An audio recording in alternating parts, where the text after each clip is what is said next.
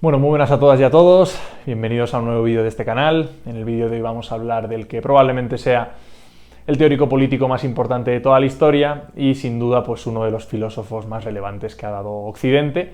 no solo digamos por las consecuencias que tuvo en términos de los regímenes políticos que se sucedieron en el siglo XX y que incorporaron o acogieron muchos de los elementos de su teoría, sino también pues por todo ese debate filosófico posterior que se generó alrededor de su obra, ¿no? Bueno, este filósofo es Karl Marx, el cual nace en el año 1818 en Prusia, en lo que actualmente es Alemania, y moriría en el año 1883 en Londres, viviendo por lo tanto pues unos 65 años que le permitieron desarrollar toda una obra o todo un pensamiento filosófico que a su vez trasciende, ¿no?, los meros límites de la propia filosofía, convirtiéndose así pues en uno de estos ejemplos de pensadores todoterreno que pretenden abarcar muchísimas áreas diferentes del conocimiento, ¿no? Es decir, a Marx se le considera como uno de los padres de la sociología, es el autor más importante en términos de teoría política, es un autor fundamental a la hora de entender áreas tan importantes como la historia o como el derecho, y por supuesto Marx, pues en todos esos tomos tan relevantes del Capital, pues se convierte pues, en el autor que con mayor precisión y con mayor profundidad ha analizado todo lo que tiene que ver con el sistema capitalista, ¿no?, convirtiéndose así pues, en uno de los economistas más importantes también de la historia. Por lo tanto, pues este carácter complejo e interdisciplinar de la obra de Marx siempre dificulta, ¿no?, pues decidir por dónde se puede abordar o por dónde se puede analizar. Sin embargo, aquí pues vamos a intentar comentar rápidamente sus conceptos fundamentales y todas aquellas ideas que tienen que ver directamente con la política. Bueno, antes de todo es importante señalar que Marx presenta una característica que es muy particular en todo su pensamiento, que es que este autor desarrolla toda una obra, ¿no?, que tiene como objetivo comprender las formas de vida, ¿no?, y las condiciones de vida de, en este caso, la clase del proletariado, ¿no? Digamos que es muy complicado observar antes de la obra de Marx pues algún filósofo que estuviera centrado y preocupado en, por ejemplo, entender las condiciones de vida de los campesinos dentro de la campiña francesa, por ejemplo, ¿no? Por lo tanto, Marx, como digo, tiene también un carácter pionero en esta preocupación por transformar la realidad de las clases populares, de las clases más bajas, de los desposeídos o de los desprotegidos, ¿no?, del propio sistema, en este caso capitalista, que es el que él analiza, ¿no? Y además Marx incorpora dentro de su pensamiento una idea que es clave en toda su obra, que es esa idea de que los filósofos se han dedicado históricamente a intentar entender y a intentar describir el mundo, y de lo que se trata ahora es de transformarlo, ¿no? Por lo tanto, con esta frase observamos que efectivamente la voluntad que tiene todo el pensamiento filosófico marxista es que tenga una trascendencia directa en la realidad y en los modos de vida, en este caso de la clase proletaria, que, como digo, centrará su análisis en entender cuáles son sus condiciones de vida y cuáles, las consecuencias que tiene todo el desarrollo del capitalismo industrial en la salud moral de esta clase social, ¿no? Y para ello, pues lo primero que hará Marx será intentar desarrollar o construir toda una filosofía de la historia que tenga como objetivo pues explicar, ¿no?, cuáles son las características o cuáles son los motores, ¿no?, que explican el desarrollo histórico, para de esta manera pues intentar entender de qué manera se llega al capitalismo industrial del siglo XIX, ¿no? Y para ello pues lo que utiliza Marx son todas las herramientas o todas las ideas que Hegel había ya desarrollado en su filosofía de la historia. Sin embargo, Marx añadirá toda esta dimensión económica, toda esta dimensión material que está tan presente siempre en su pensamiento, ¿no? Es decir, lo que nos explica Marx en este sentido es que solo podemos entender el desarrollo histórico y las características de las distintas sociedades si entendemos bien cómo es su modo de producción, ¿no? ¿Y qué es esto del modo de producción? Pues el modo de producción son las características que contiene un sistema económico o un sistema productivo, digamos, de cada una de las sociedades, ¿no? Es decir, el modo de producción, según Marx, se compone por una parte de las fuerzas productivas, ¿no?, que simplemente son pues todas las herramientas, los instrumentos, el utillaje, la tecnología a la que tiene acceso una determinada sociedad para desempeñar un trabajo, y por otra parte, y aquí es donde está el quid de la cuestión, las relaciones de producción entre clases sociales, ¿no? Y aquí es donde Marx pues, nos explica que a lo largo de toda la historia siempre han existido pues, una estructura social basada en una clase dominante y una clase dominada, una clase que oprime y otra clase que es oprimida. Nos habla del modo de producción antiguo donde existían amos y esclavos, nos habla del modo de producción feudal, donde existían pues, señores feudales, terratenientes y por otra parte pues, campesinos o siervos. Y por último, pues las características de la sociedad capitalista que está basada en la burguesía propietaria de los medios de producción y por otra parte el proletariado industrial, ¿no? Por lo tanto, aquí Marx pues, nos explica cómo esas contradicciones que existen entre esas clases sociales y esa lucha constante que ha existido a lo largo de la historia precipita la desaparición de cada uno de esos regímenes y la aparición de otro con una nueva clase dominante y con una nueva clase dominada, ¿no?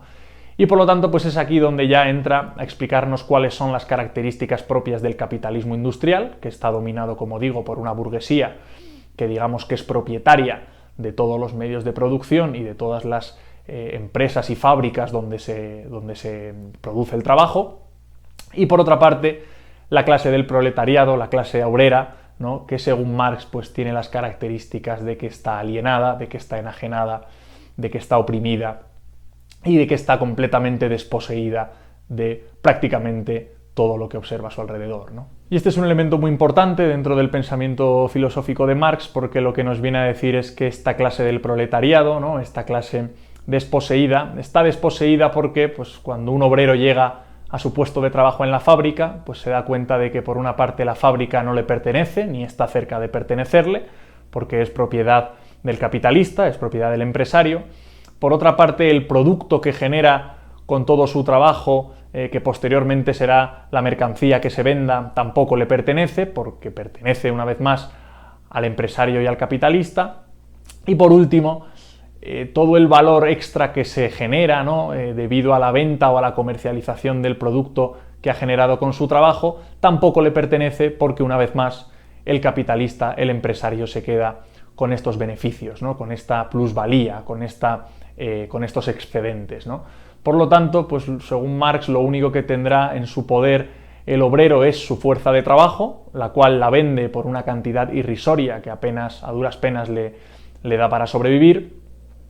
y además, pues con unas condiciones laborales, ¿no? Con unas condiciones en su trabajo que tienden completamente a la alienación, ¿no? Y esto es un elemento que es muy importante dentro de lo que plantea Marx, porque Marx tiene una concepción del ser humano bajo la cual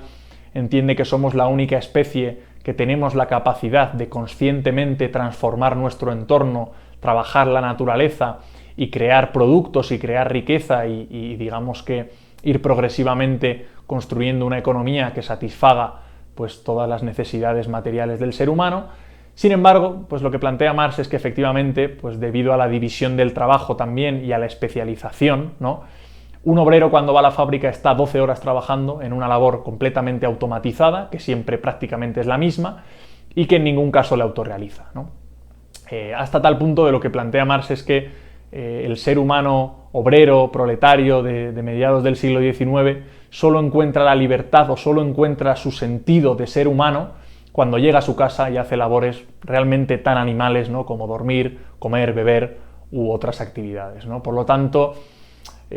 Marx no comprende, ¿no? Cómo podemos estar construyendo una sociedad bajo la cual en la mayoría de la población, la mayoría de las personas que la componen viven completamente alienadas y viven prácticamente en condiciones que no merece la pena ser vividas, ¿no? Y en ese sentido, pues no merece la pena ser vivida porque el obrero se encuentra en una situación constante y permanente de enajenación, de alienación, ¿no? Es decir, dos conceptos que tienen en común, pues por ejemplo, enajenación tiene el término ajeno, es decir, lo que no es propio, lo que es de otro, y alienación, la raíz al, pues exactamente lo mismo, que se puede observar en palabras como alien, pues lo mismo, ¿no? Lo que es extraño, lo que no es de uno, ¿no? En ese sentido, pues Marx desarrollará toda una teoría de la alienación, donde explicará cuáles son los diferentes tipos de alienación que se producen en las sociedades capitalistas del siglo XIX, e identificará pues, como elemento sustentador de toda esta organización económica el hecho de la propiedad privada de los medios de producción, ¿no? Hay como una creencia generalizada de que Marx está en contra de todo tipo de propiedad y de todo tipo de posesión. Sin embargo, Marx lo que critica concretamente es, como digo, la propiedad privada, es decir, que los medios de producción, las fábricas, los lugares de trabajo donde se genera la riqueza pertenezcan exclusivamente a una persona y no pertenezcan al colectivo de los trabajadores que en ella trabajan, ¿no?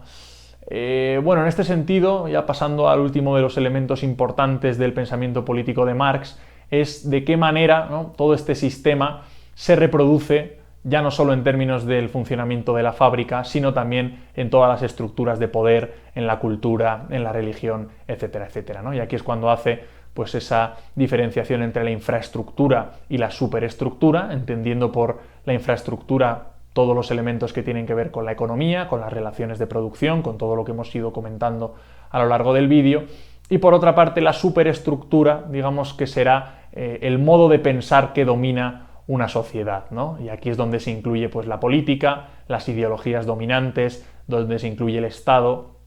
donde por supuesto están presentes las leyes y todo lo que tiene que ver con la justicia, donde está muy presente también el arte, la cultura, la religión, digamos que el sentimiento nacionalista, etcétera, etcétera, que lo que plantea este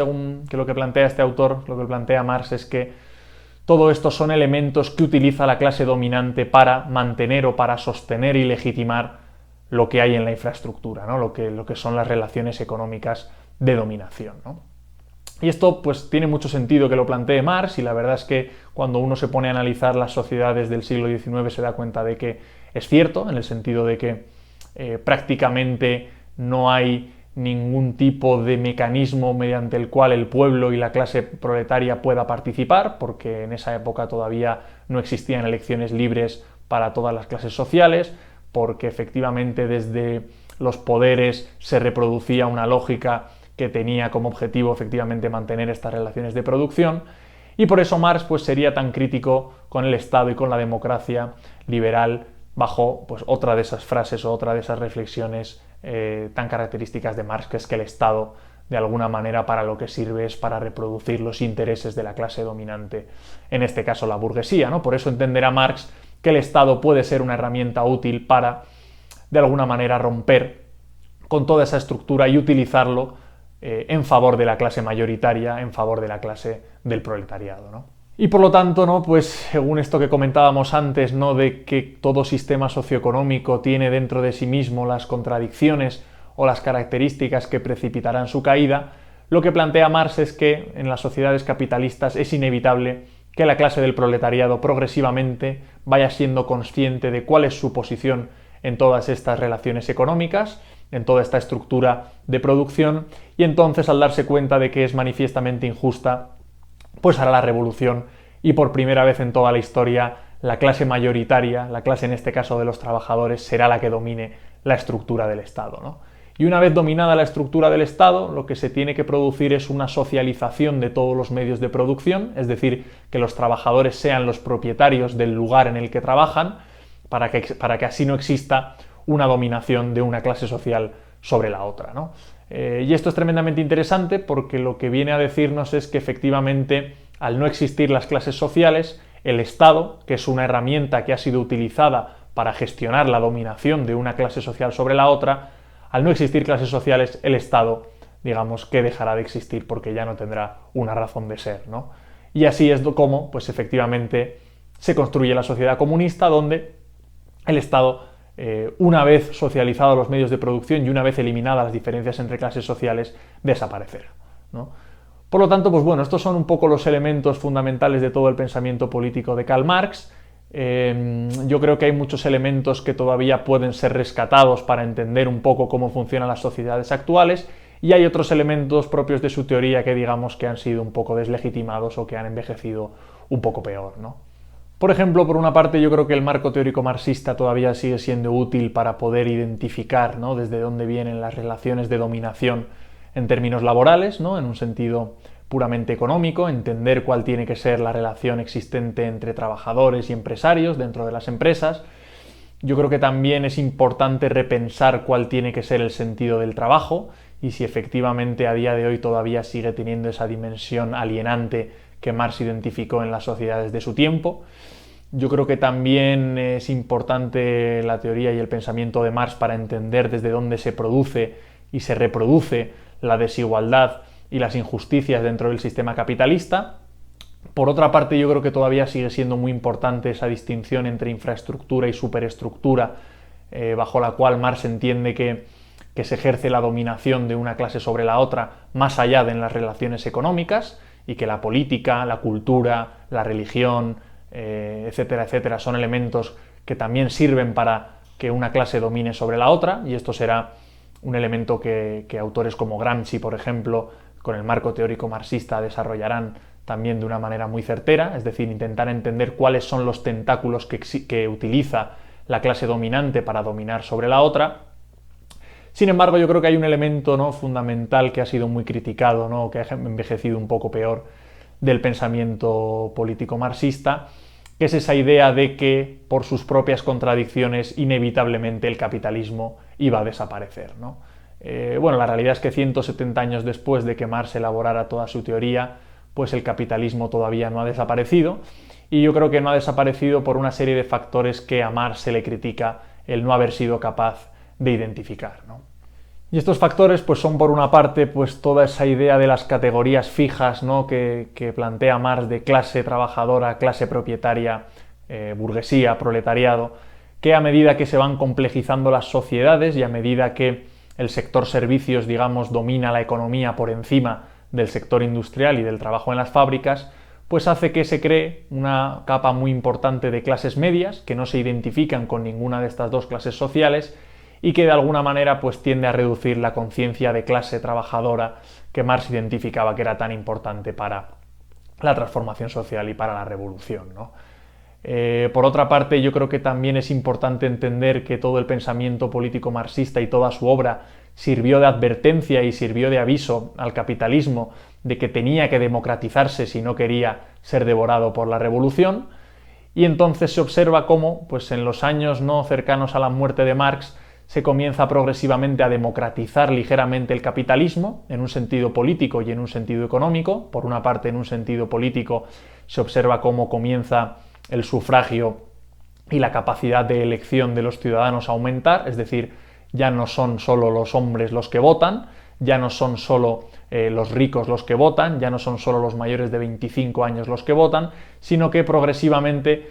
todo el pueblo comienza a tener una capacidad de decisión en las decisiones políticas, ¿no? Y eso es muy importante a la hora de entender cómo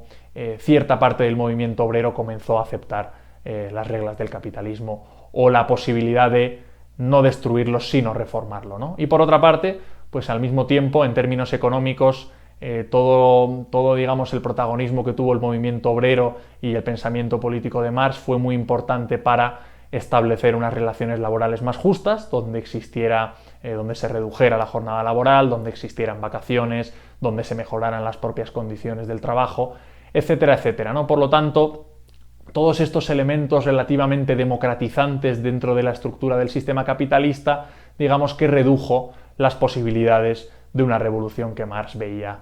inevitable, ¿no? Por lo tanto, bueno, estas son un poco las líneas del pensamiento político de Marx. Yo creo que a Marx hay que verle como lo que fue, que es un filósofo que identificó las contradicciones de su tiempo. Ya tendremos tiempo de hablar de cuáles fueron los regímenes socialistas o de qué manera funcionaron los regímenes políticos que bajo su nombre operaron en el siglo XX. También veremos cuáles son las críticas que se le hace desde el liberalismo, desde el anarquismo, etcétera, etcétera. Pero, bueno, de alguna manera estos son los elementos más importantes del pensamiento político de Marx. Si os ha gustado, espero que le deis un me gusta, que os suscribáis, que se lo paséis a vuestra gente, para así poder entender un poco mejor la historia de la teoría política. Así que nada, un saludo y un abrazo.